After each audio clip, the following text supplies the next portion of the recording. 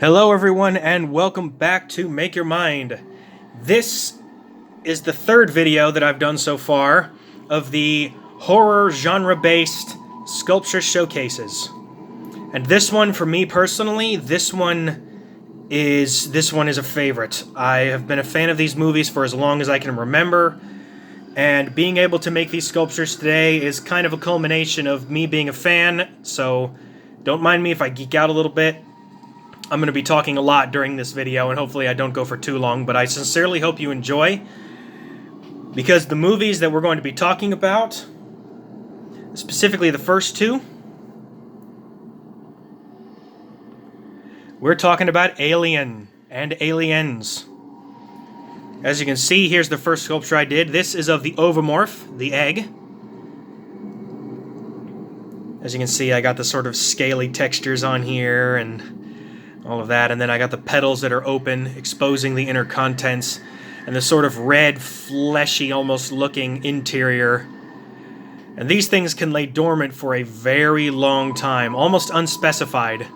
And to keep themselves sitting upright and anchored to the ground, they have these weird sort of tentacles that come out and help to stabilize it so that it stays upright. So then, once the time is right and once the prey is found, the petals can open. And then next on the list is the second stage of this life form.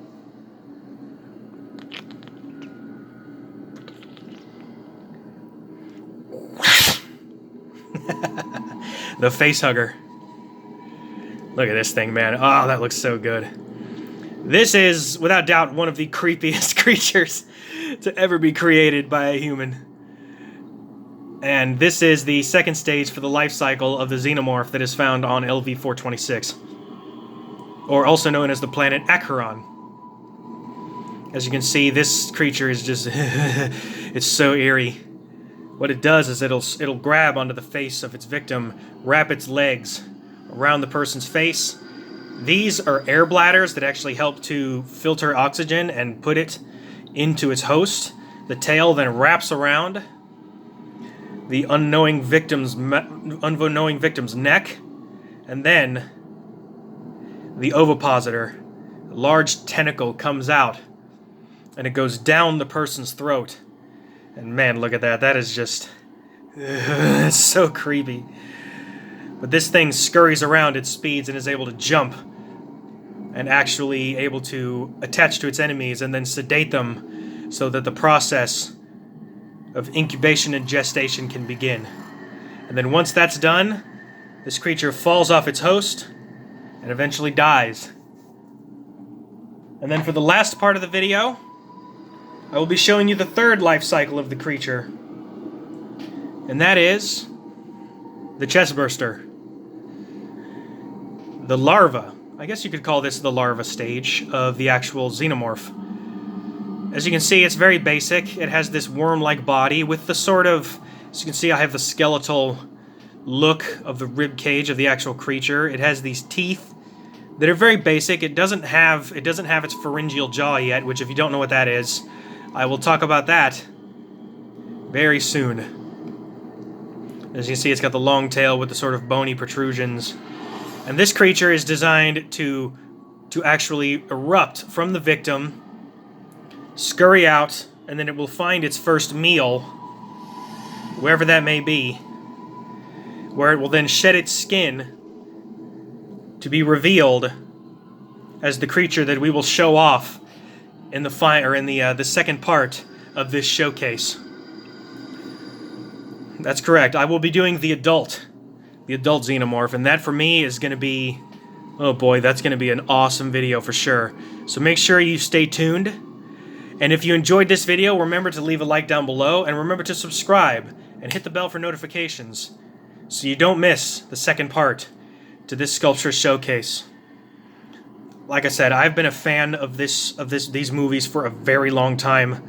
Stan Winston is one of my idols. He designed many of the creatures that in the subsequent movies, but the main person who designed especially the Ovimorph, the Facehugger, and the Chestburster, and the adult alien is Hans Rudi Giger. Hans Rudi Giger was an artist. He has passed away. And rest in peace, Sir Giger.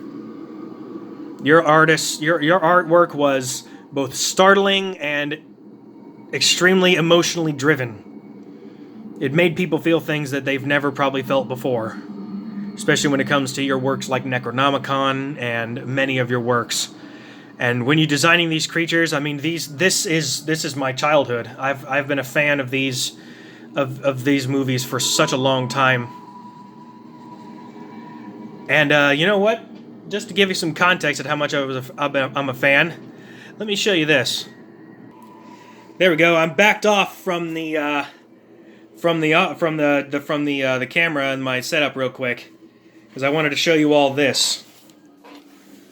This is an M41A pulse rifle, 10mm, completely built with an over and under 30mm pump action grenade launcher. This is actually a resin prop that I had gotten from a very good friend of mine. He gave it to me just out of the blue for my birthday, and I will forever be grateful to him. Because this is the rifle that they used in the second movie, Aliens. The only downfall is that it has a counter right here. The only trouble is that the counter actually, it stopped working. I got to change out the batteries, but that should be soon enough. But as you can see, it's got all the look. It's got the ejection port. It's got underneath where you load the shotgun shells. It's got the pump action here with the cutaway, barrel shroud up here. The body is this sort of OD green. And then it has the same sort of mechanism and styles of the Thompson M1A1 submachine gun that the real one is based on. So that is my prop for my M41A pulse rifle. And with that, we'll go back to the sculpt. Alright.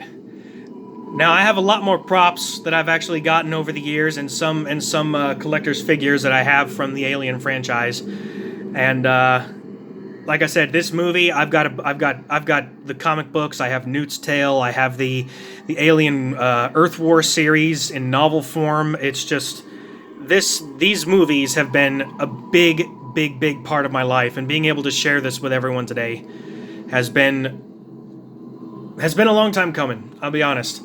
And I wanted to put this video out because I started making these the other day, and I said I need to make the entire thing. So stay tuned for the next video. The next video is going to be the adult, the final form of the alien, and then after that, who knows? I may even go bigger than that. So we'll see. So please stay tuned for that upcoming sculpture showcase.